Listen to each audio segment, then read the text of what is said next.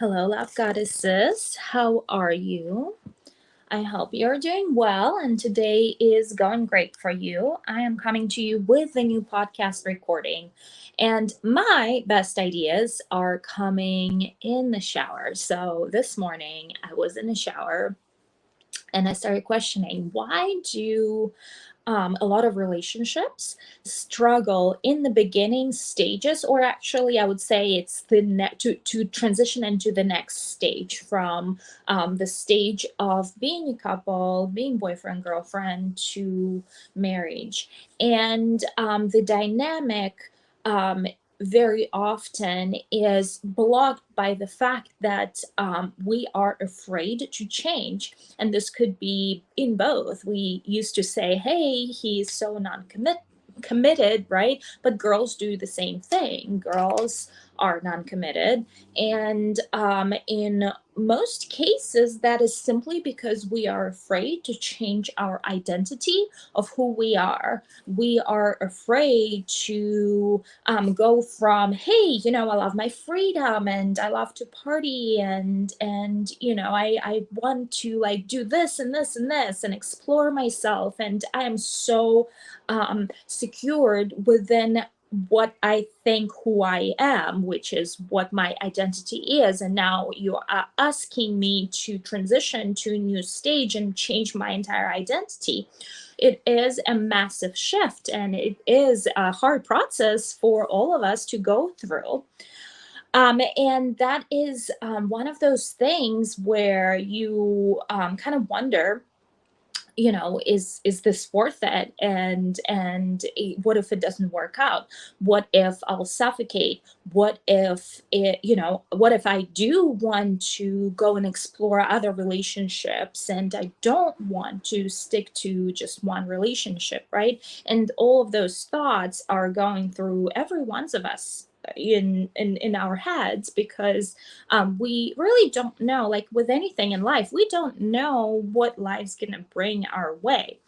And a lot of times when the bond is strong enough, and you've been together for a very long time, and how it is to live together, the fear is not there that, hey, I might want to, I value my freedom. It is still important, but it's already like, okay, this is what it's going to look like, versus if you are just now moving in together. And it is very, very scary to find out what that's going to be like. I'm a big proponent of living together before the marriage, and having sex before the marriage, so you can find out what that person is about, and how it is to live with them. Because what happens very often, we start discovering qualities of that person that we never knew existed, and those might be not so great qualities, and those could be abusive tendencies, and you do not want to be married to that person and attached to that person on all levels, financially, legally, where you can't escape, you feel trapped. So before marriage, I highly like this, like I'm a big proponent to live together before you actually make that commitment further down the road, versus just like, hey, I'm saving my virginity for her, the one, or also, I'm like, I'm not gonna like stay with you or live with you before the marriage. Like, only married people, live together and have sex together, and so on and so forth. Our cultural programming has been that way, because it has been that way for years and years and years. But we have outgrown those times. We are living in a new age. Why is the philosophy still so stuck and so stagnant? Like, it's no longer working. It's not applicable for the new age that we are living. We are all independent now. Women are independent. Men are independent. Where only 50 years ago, women did not have that freedom, and it was, or if you go back into the 20s, that is when the shift started happening with women entering the workforce and started working, and still in the 50s, women still supposed to be a housewife, but we are way past that. It's 2022, for God's sake, right? We're like getting going on to like the entire 100 years from that point, right? We are in a completely different state. We are in a completely different place right now in history, and that philosophy that your parents or grandparents have ingrained in you is no longer working or applicable. And what happens, and that's wonderful if it happens to work out, but you're taking that chance in life, where if you really know this person is really working out for me, and we are making it work together, and there's no nasty ugly surprises that are coming out of this. I want you to be able to freely walk away from something that's not working versus being attached to that person on so many levels, and find out that your divorce lawyer cost more than your house, on some occasions, right? And really be struggling as to now how do we split the kids, and so on and so forth, right? So that's just one aspect. But the real reason why I wanted to have this conversation today is we think that it's going to be just as beautiful and pretty and butterflies in marriage. And when we cross that bridge, we realize that not only we change, we grow, and we become completely different people.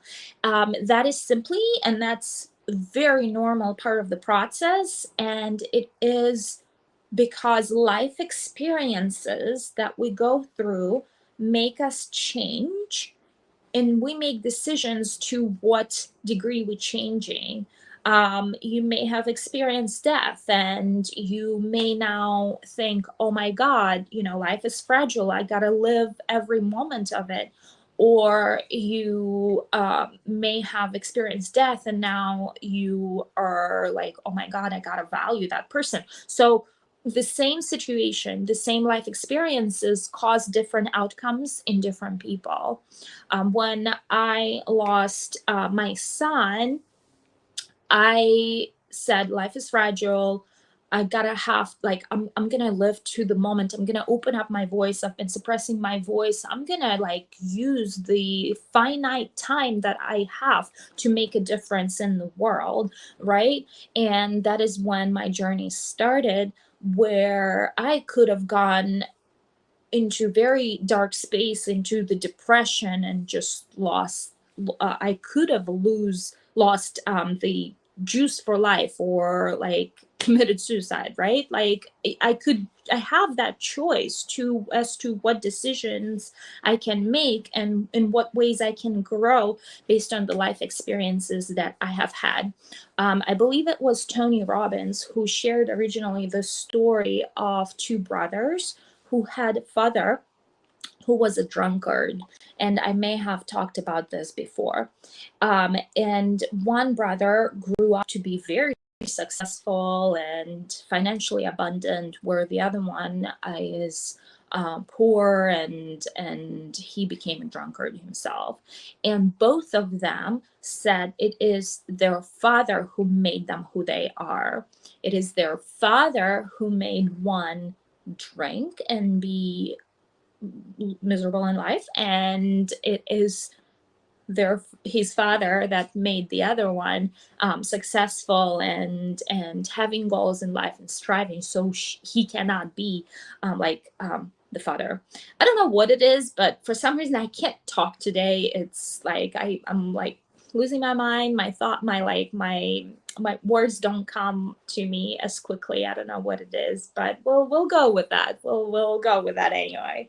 So we show up in life based on how we experience life, and what decisions and conclusions we make based on those experiences. right? So in marriage, life will cause you to become stagnant, because of that safety that you are seeking in marriage in the first place, right? You are seeking to be together. You are seeking to wake up to that person, every morning. You are seeking the cuddles and the love, and the connection and the intimacy.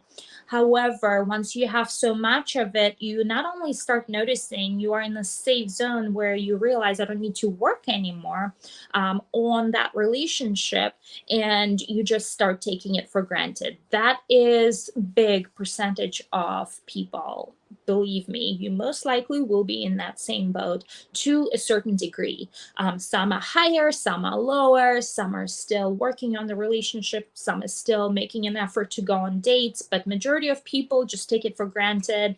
A lot of times they're living in this very limited, mindset of like, I gotta work, I gotta pay bills, there's only so much money to go around, I'm gonna save up by not going to dates, especially if you're listening to Dave Ramsey. Not a fan, not a fan to shrink down and save up and cut off. I'm a fan of expanding, opening room and space for more money. Money is energy to come in. We're not talking about the money, we're talking about the relationship, right? So we putting ourselves into this box where we shrink down because that is the social programming that we've learned from the outside world, from our parents, from the society itself, from the news channel. You got to shrink down, otherwise it's danger, danger, danger, right? And we lose that fun element. Like, we stop going on dates, we stop creating these, cherishing moments together. We are always together. We stop creating, those special moments within the relationship where, it's like, now it's like, okay, I'll come home, let's watch TV together, and it's every day like that. And you think, oh, I have that person, why do I need to do something with that person? It's become so mundane. And it will, because if you're living together, that is why I'm teaching you to create that separateness within the relationship, so you have opportunities for those bursts of energy, bursts of love, bursts of passion, to come to you naturally, right? And you create these pockets of those opportunities yourself, and you design them and you build them into your marriage and into your relationship. So if you say, hey, I'm not gonna change, I'm gonna give you like, you're gonna have the space together, like, what we afraid is to get into the rut. And we may have learned and seen it in our parents too. We may have learned it and seen it, and we subconsciously afraid of that. We are afraid of that rut that we would get when we are in a long-term relationship, aka marriage, right? And we do change. If you say, oh, I'm not going to change, you will change, because it's a natural flow of things. And that is what we are afraid of. And that is what our partner is afraid of when we are going to and doing this big commitment to, be with that specific person for, in our minds, for the rest of our lives. And that may work out that way, and it may not work out that way. My philosophy has changed. I used to be all about, like, you're with the same person for the rest of your life, and yes, you can. But I also have realized and learned through my own life experience that that does not mean that you're not gonna like and even love other people. I also have learned that you can love more than one person in a romantic way. There is also multiple soulmates. There is not just one, but multiple soulmates. If you said, oh, I found my soulmate, just know there are multiple soulmates that exist, that you, in the same lifetime, that you can also connect and develop connections and relationships with. So what I have learned is that you can have, different relationships, but in our mind, and the way we've been programmed by, the majority of our religions, most religions do tell you to stick to one relationship, and that's how it's supposed to be. We've been programmed. The culture is programming us. I have unlearned that and have opened my mind to the different way of thinking that you can have a different relationship simultaneously as well while you are within a main relationship as well. But both of you need to be very open as to how it's going to work, whether the other person is okay with this, and what is the benefit, and how the entire system system gonna function for you, right? So you need to be very open, and like communication in relationship is key, whether it's one person or multiple. Like communication is key. If you suck at communicating with each other, you gonna suck at relationship, period. Period. You have to be very open, and you have to talk about every single thing.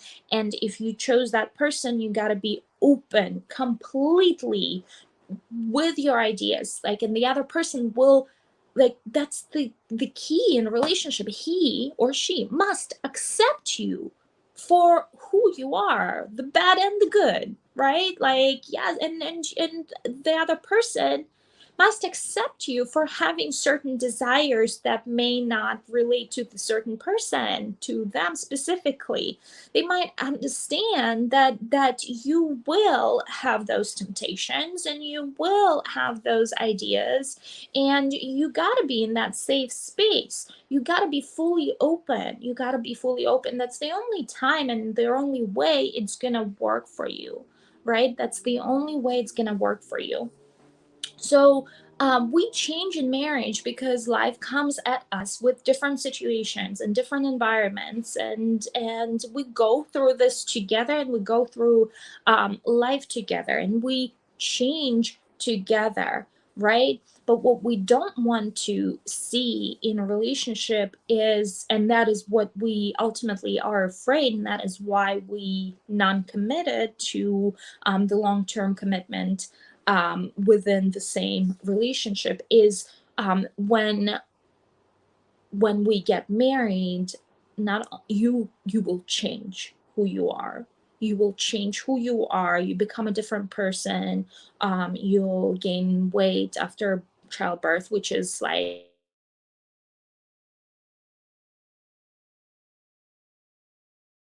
it may be a key for some people. If you are with the right person, they're gonna love you not for your body, but for your entire, like, for the wholeness of who you are, right? Some people are afraid of that. Some couples are afraid that we're going to change physically, but what's really scary is that we're going to change who we are, and we're going to become a new person, and we get, like, there are some different qualities that's going to appear that we may not appreciate, or they might become persistent, right? And that is what we are afraid. And just know that we do change in marriage.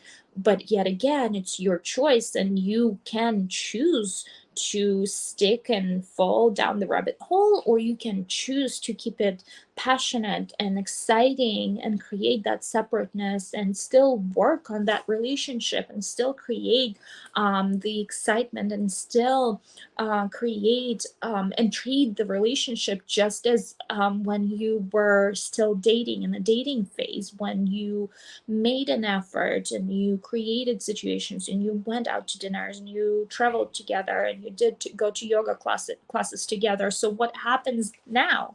What happened now? Now that you are married, are you still doing those things together?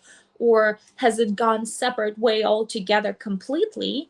Or you just don't do anything, right? Like, because for whatever outside reasons, right? So it really is up to you to continue working on that relationship, and continue watering that flower that you are creating. And I completely understand that while certain things work for certain couples, other things don't work for certain couples because we are different. And what I also learned, there is no rule how it should be. There's no rule how it should be. There's only, is it working for us, that dynamic, or is it not working for us as far as dynamic, right? Right? And we create our own dynamic. There's dynamics you wouldn't even like consider in a healthy mind that exist, but and that are taking place, right? Within certain relationships.